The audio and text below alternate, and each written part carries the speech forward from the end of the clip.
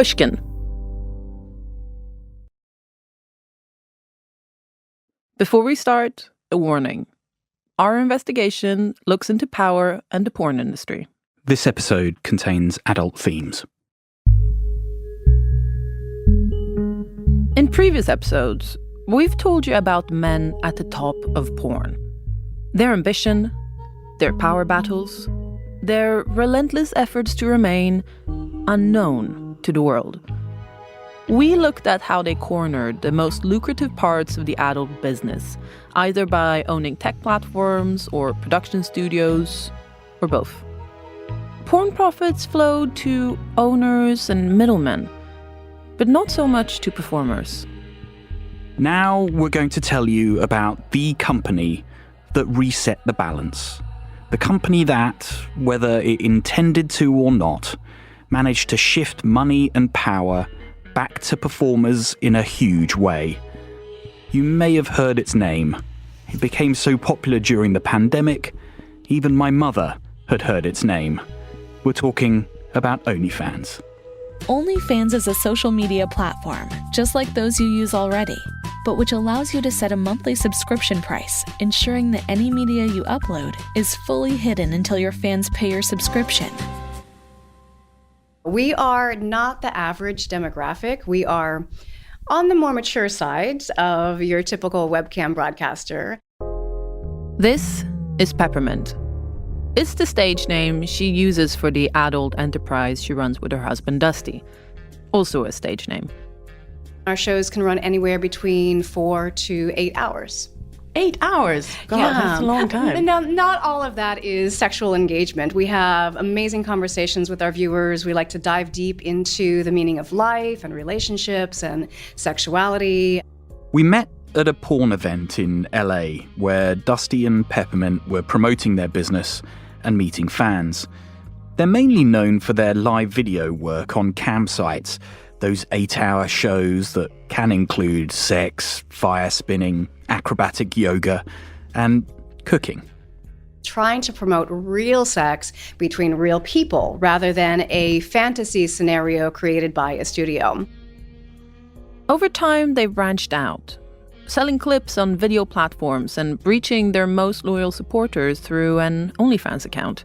So with the explosion of people turning to OnlyFans, turning to content creation, turning to online work, I think there is a lot more acceptance of it in the mainstream audience.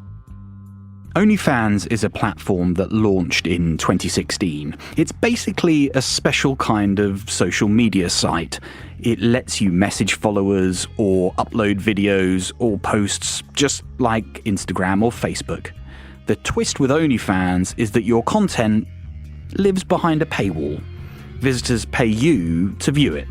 They can even pay you to produce media, just for them. This seemingly small difference, the paywall, changed how a whole generation of online stars earn their living. Influencers, musicians, fitness instructors, but especially porn stars. OnlyFans made the industry's most famous performers seriously rich. Some have earned millions, and it allowed them to make videos at home on their own terms. Most OnlyFans creators aren't big stars, but more like Peppermint and Dusty.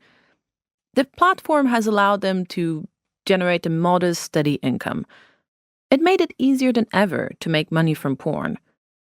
Until the moment OnlyFans announced that porn wouldn't be welcome anymore. Can you tell us about the day that OnlyFans banned porn? We had actually been on a trip up to the mountains, and we had gone just to a different location so we could shoot some new content specifically for OnlyFans. I open up the app on my phone and I see Twitter and I see all these posts about OnlyFans banning porn. So I remember driving down the mountains, seeing our follower count just drop literally in half, which means we also lost half of our income. I think that these rules and these changes almost affect the smaller creators more so. The platform that totally transformed the porn industry decided to ban porn, to become a safe-for-work service. Then, just 1 week later, OnlyFans changed its mind. Porn was okay again. They cancelled the cancellation. It was so farcical, OnlyFans made headlines around the world. And what about then when they reversed the ban? How did you feel then? You always kind of sit there and wonder when it's going to happen again. And, what's going to be the next trigger? Why are they going to do it this time?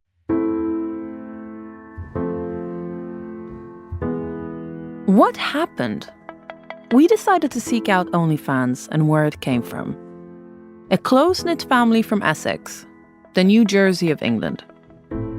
They're the most miscast porn barons you can imagine. And yet, they somehow confirmed. Power in porn is all about the payments.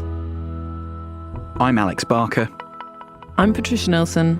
From Pushkin Industries and the Financial Times, this is Hot Money.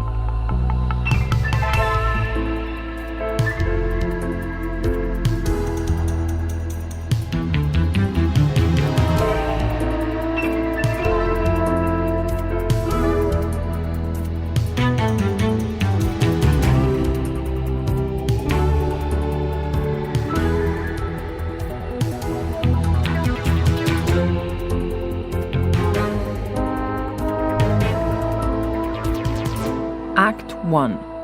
Financial domination. We set out to follow OnlyFans to its source, and it brought us to a big gated house on the south coast of England, the home of Danny Harwood. Danny was the very first creator to join OnlyFans when it launched. Hi everyone, my name's Danny. Welcome to my OnlyFans page. Come and join me, have a little chat, come and see all my sexy selfies, and let's have some fun, boys. But before we get to that part of the story, we have to tell you how she first met Tim Stokley, the mind behind OnlyFans. It all started about 12 years ago. Danny was in her late 20s, making a living as a glamour model. And one day, a man called Tim walked into her life with a madcap plan to transform her into Goddess Danielle. So, can you tell us when and where you first met Tim? He contacted me for a photo shoot, having seen me on TV.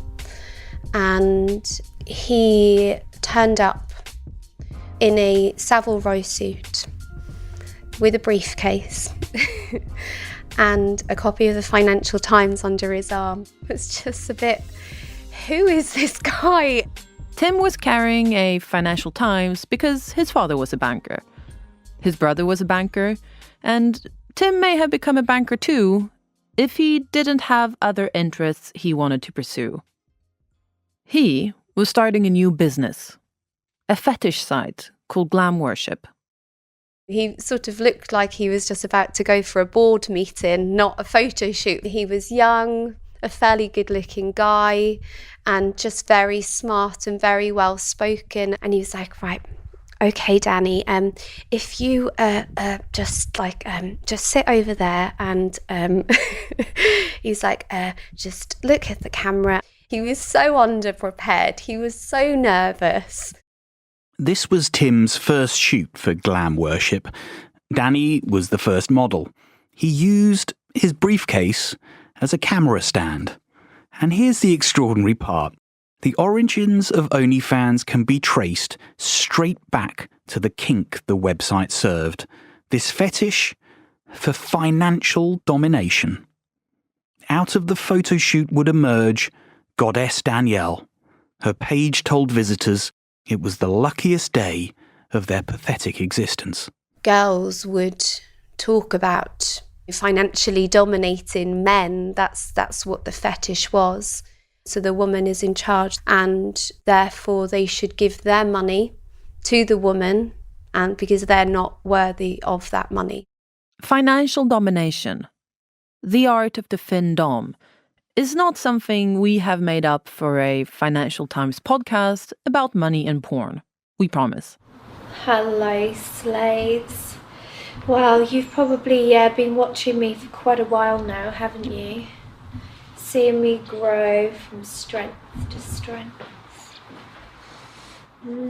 By now I have lots of loyal little followers, lots of loyal submissives.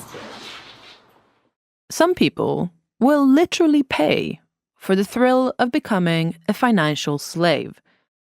Tim would script scenarios for Danny to perform to her fans, or pay pets. Danny's financial slaves never actually handed over all their money. Even if they wanted to, they probably couldn't. The tech was still clunky, almost hacked together. Danny's pay pets could buy her stuff from an Amazon wish list, or send checks to a numbered postbox. But the pay pets could never get Goddess Danielle's personal attention.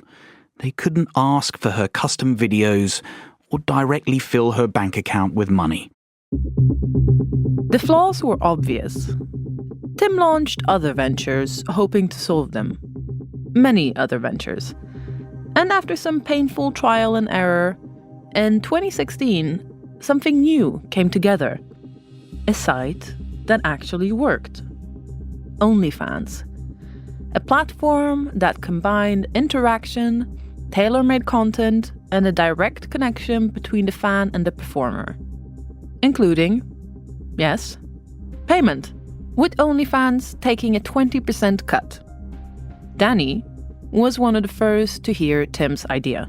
He's like, so people can tip you on that? I was like, what? They can tip you? He's like, yeah. I was like, okay, that's a game changer.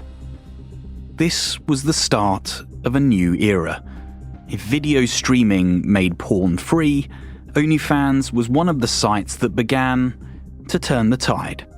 People were paying for porn again, actually getting their credit cards out, and not just to pay pornographers, a studio, or a website owner. They were paying the performers direct. It was a slow start, but as new features were introduced, partly on Danny's advice, the money started rolling in. Through OnlyFans, Danny found a way to tap her Instagram and Twitter following.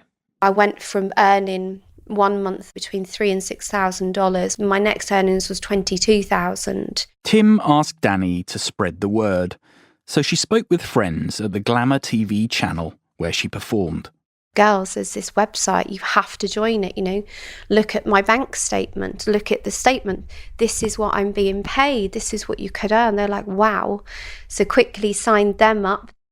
Danny told us that performers started leaving because they were earning so much money from their OnlyFans accounts and keeping most of it.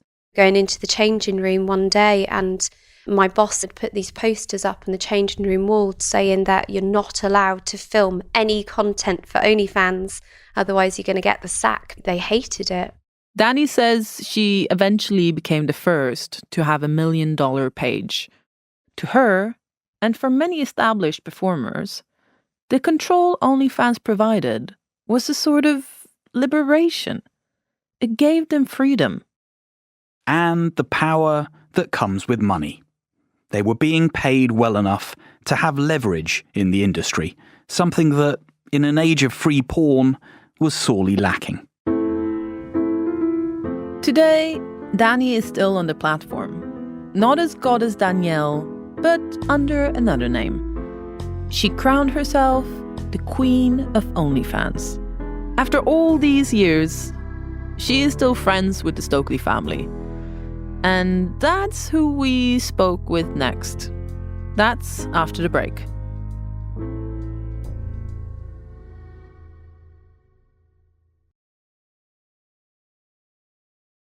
Act 2. The Stokleys. We hopped in a car with our producer, Pete Sale, and headed to Bishop Stortford, a rural commuter town to the northeast of London. It's near the home of the Stokleys, but not a typical spot for a company headquarters. Patricia, where are we going and why? I don't even know how to pronounce it. Bishop Stortford.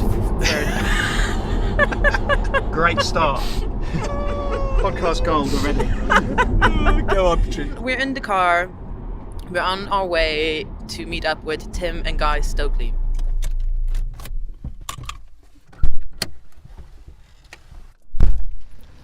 We are walking past the OnlyFans headquarters, which are in a converted barn called the Fish Barn. It looks like the south of Sweden. But we're just next to us are a couple of grain silos. It feels pretty rural. There's a thatched roof over there, which is not what you expect. This does not make me think adult content. We were greeted by the founder, Tim Stokley, and taken to a conference room overlooking a pond. My first podcast. Is it? Yeah. Tim doesn't often do recorded interviews. He has a bit of a playboy image in the press. His Instagram is full of glam shots of Ibiza and sharp-cut suits. But when we met him, that's not how he came across at all. He was almost shy. Hardly the guy that was once called the king of homemade porn. He first ended up in the adult industry in part because the financial crash hit the job market in the City of London. Since he couldn't follow his father and brother into banking, he tried something else, starting internet businesses from scratch. Lots of his ideas failed miserably, but the ones in the adult business pointed him in the right direction. A lot of the models we were working with were getting inundated with private requests asking to produce these tailored custom videos. The seed of OnlyFans was planted. When OnlyFans launched, it was intended to be for everyone. There was no homepage with porn stars, no search function to find them. There still isn't. It was really designed to be an add-on service for the social media profiles that people already had. It allowed them to monetize their online following. But the creators, musicians or influencers or fitness instructors, had to bring their own fan base with them. And the first ones to do it were the porn stars. I think the adult industry is typically ahead of the curve when it comes to new tech, and I think content behind a paywall model really suited. How did you raise the money for it? That was my father, Guy. Guy Stokley is a former merchant banker.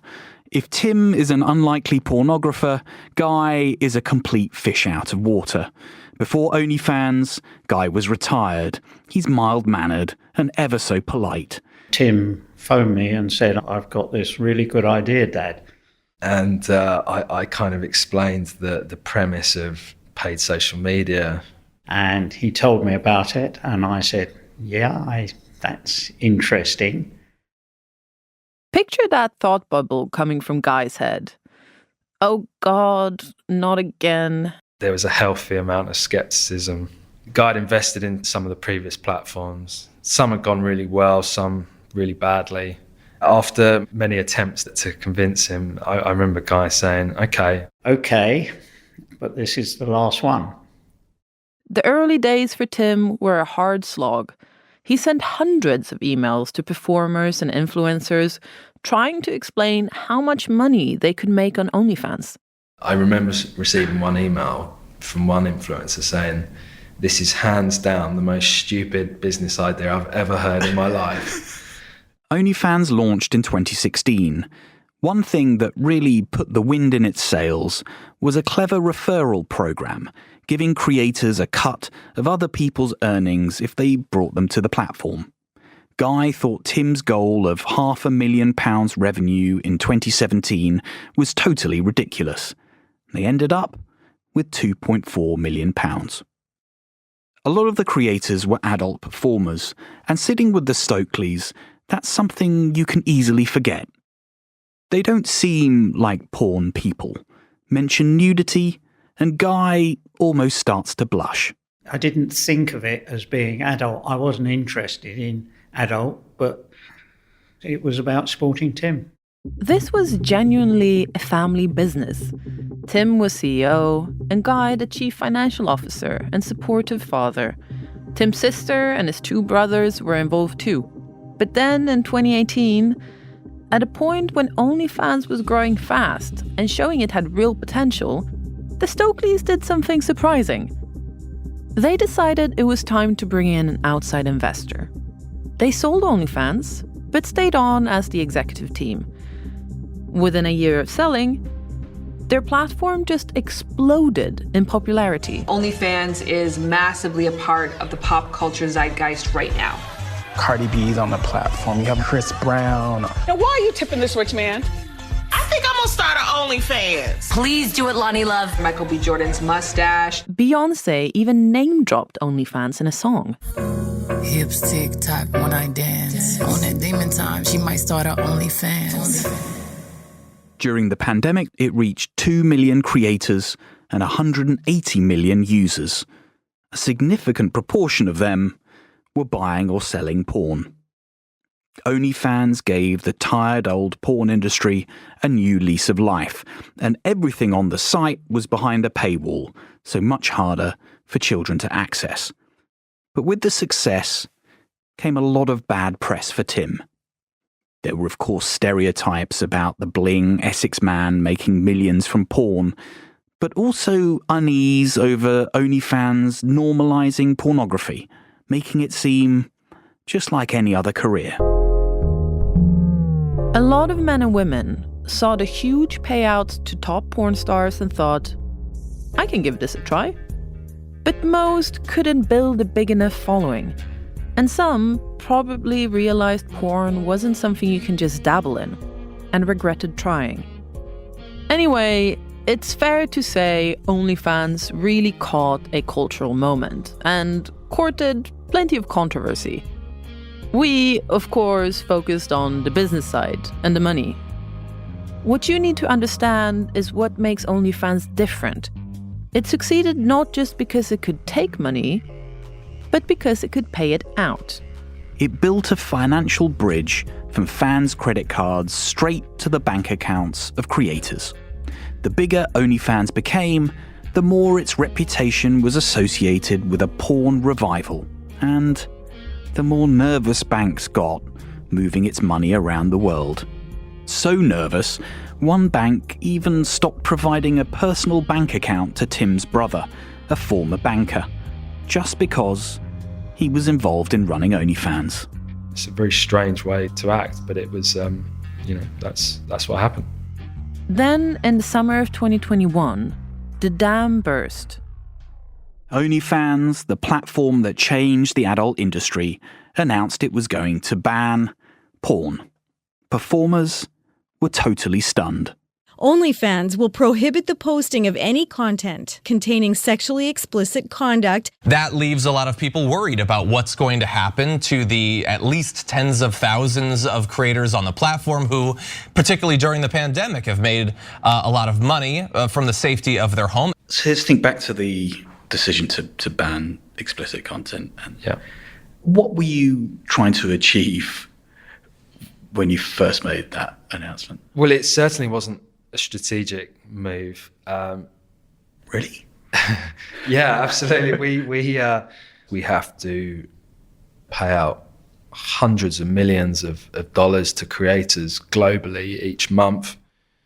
You know, when you have to move that amount of money, you depend upon large investment banks, and we were seeing an increasing amount of wires being flagged, with some investment banks citing things like reputational risk. The precise trigger of their decision remains unclear.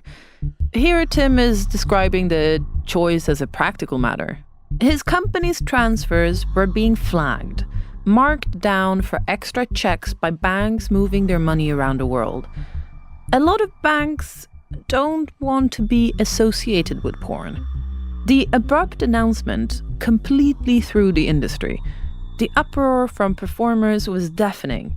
Big stars or less well-known performers like Peppermint and Dusty, they relied on OnlyFans for their livelihoods. And they were furious. And after a week of mayhem, OnlyFans reversed its decision. Porn went from banned to okay again, all inside 7 days.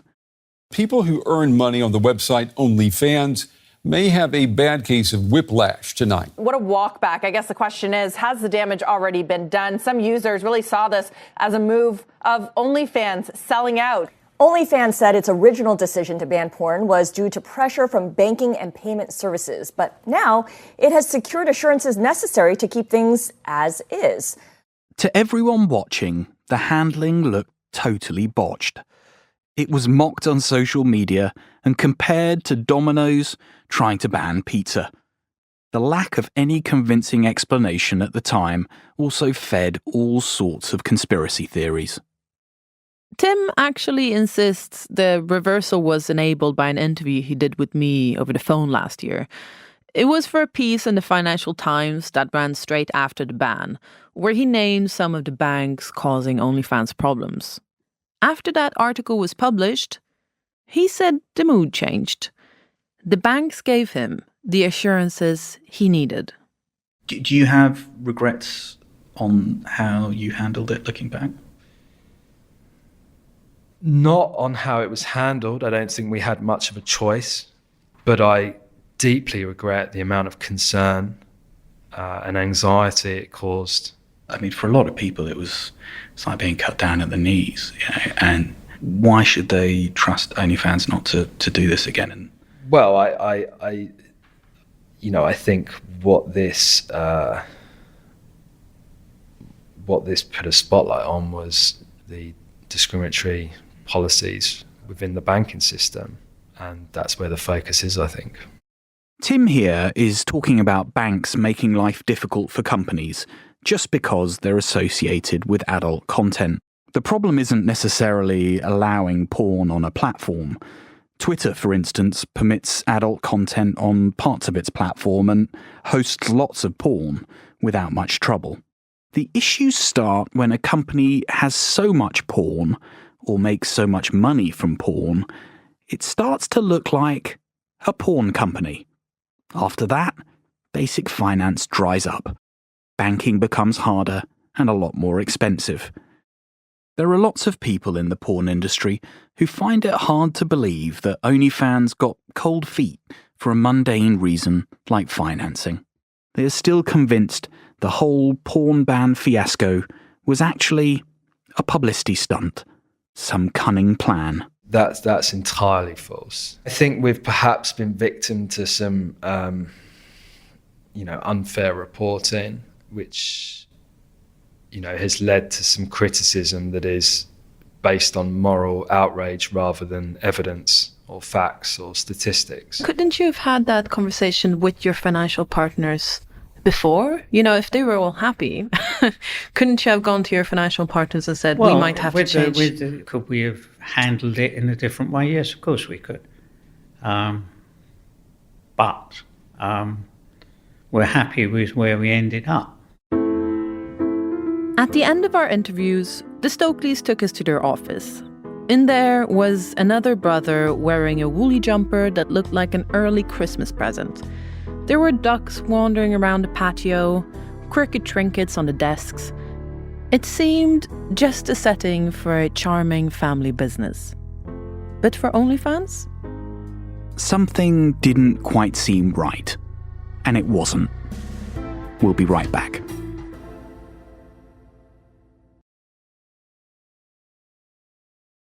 Act 3.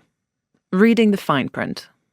Within 3 weeks of us visiting, the Stokleys had left OnlyFans. Tim stepped down as chief executive, and Guy and the rest of the family followed.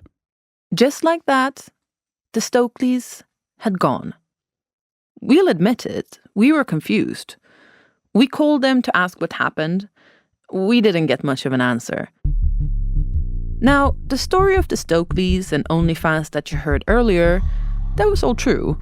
The family business, the way OnlyFans democratized porn. But we later learned that was only one side of the story. Like looking at a movie set from a single camera. It didn't explain why the Stokleys left OnlyFans. Or that crazy hokey-cokey over banning porn. Or why they sold their company when it was doing so well in 2018.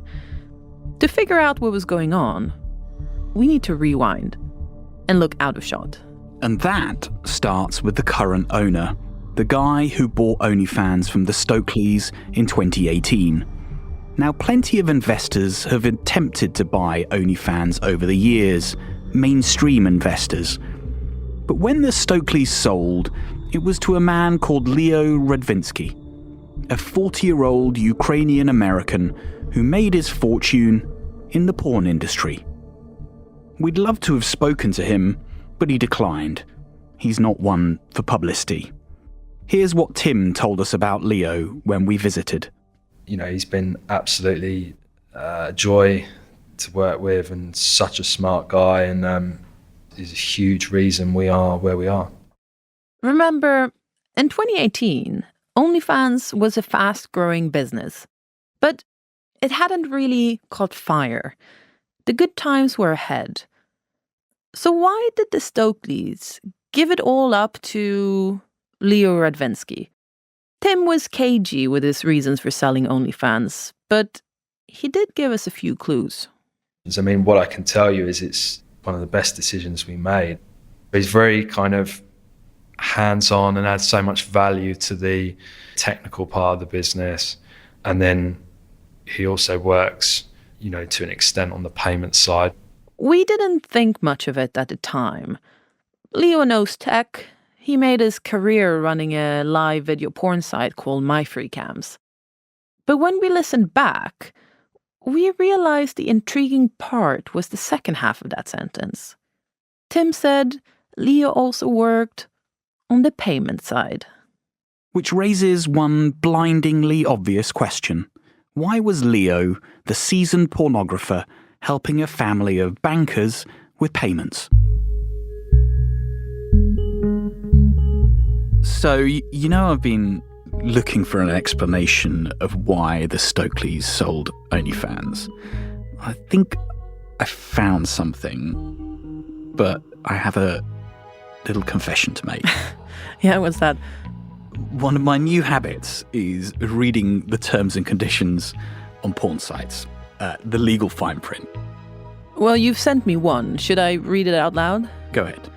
So it says, you may not create, upload, post, display, or distribute user content that is sexually explicit. It doesn't sound like a porn site, right? No. Well, those are the original terms and conditions for OnlyFans from 2016. So, no porn. OnlyFans didn't allow explicit content from the start. Nothing. Exactly. And it more or less stayed that way for a year and a half after OnlyFans launched, even though there was lots of porn on the site. I mean, this really transformed how I understood the whole OnlyFans venture. It may well have been crucial to the entire business model. It was claiming to be porn-free. And if you don't have porn, you don't have payment trouble. The Stokleys could benefit from easier, cheaper payment processing they'd get like any mainstream platform. Well, that's a big advantage in the porn business. I mean, OnlyFans stood out when it launched because it only took a 20% cut of a performer's earnings, when most cam sites take an average of 50% or more. So one of the reasons they could offer that was cheaper payment processing. And so the Stokleys just sidestepped higher costs by denying there was any porn on the site. Exactly. It's amazing. So when did they admit that there was porn on the site? In the spring of 2018, and that's when the Stokleys introduced a new adult payment processor. A different financial service came in to handle all the explicit accounts, presumably a much more expensive payment processor. And people in the industry told me that OnlyFans around this time began to struggle with payments in particular. And within 6 months, hey presto, the Stokleys had sold OnlyFans. And remember, Leo is known in the porn business as a master of payments. You had to be to run a porn cam site. I mean, there's lots of micropayments. It's just in the nature of the business. And suddenly, you think of all that. Everything that Tim said about selling to Leo just made a lot more sense. When the payment side got more difficult, they had to turn to an expert. What I can tell you is it's one of the best decisions we made. It's not much value in speculating where we'd be if we hadn't done it. We'd love to ask Leo how he does it, how he keeps his banks and payment processors on side. But like most of porn's biggest moneymakers, he's not the type to give interviews. Neither would his new management team, who are usually very media-friendly. The reason is partly Leo's vision for the company. He came from the porn world, but he always saw the mainstream potential of OnlyFans. For him, that's OnlyFans' future. Fitness instructors and musicians. And that explains a lot. When we talked to the Stokleys about the decision to ban porn last August, it never seemed like they really believed in it.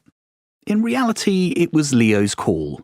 To him, the mainstream promise of OnlyFans was not worth risking for porn, however much money it made. He has visions of bringing in mainstream investors or even floating OnlyFans on the stock market.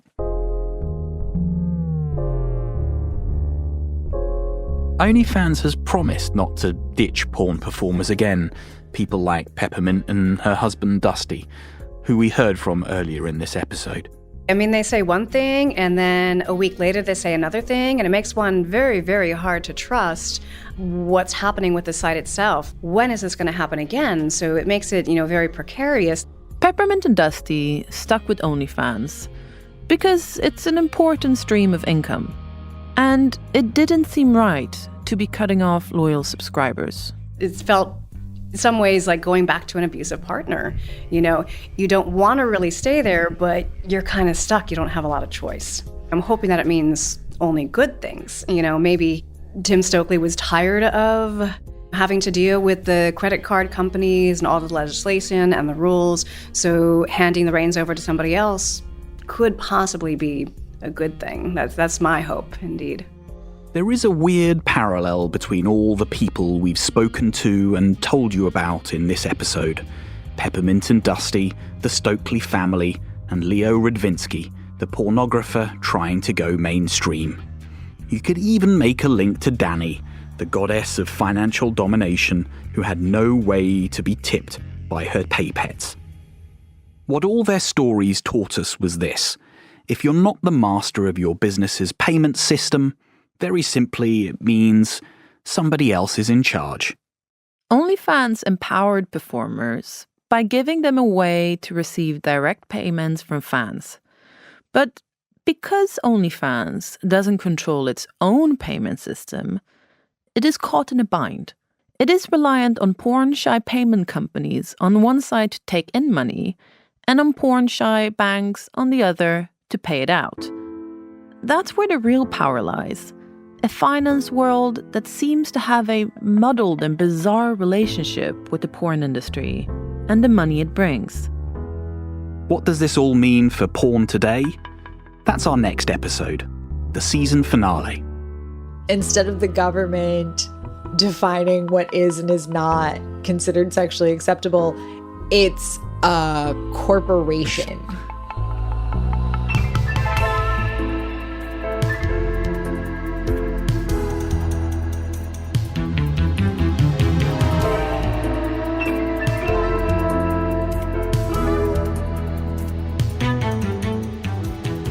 Hot Money is a production of the Financial Times and Pushkin Industries.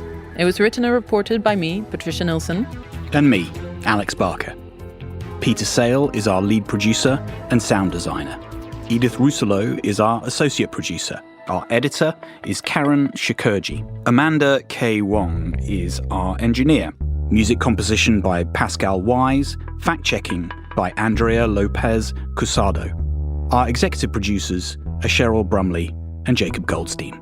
Special thanks to Renee Kaplan and Rula Khalaf at the Financial Times, and Mia Lobel, Lital Molad, Justine Lang, Julia Barton, and Jacob Weisberg at Pushkin Industries. Thank you to SimilarWeb for providing our web traffic data. If you want more from the FT, try our new app featuring 8 essential stories every weekday. Search FT Edit in the iPhone App Store. Your first month is free, and it's 99 cents a month for 6 months after that.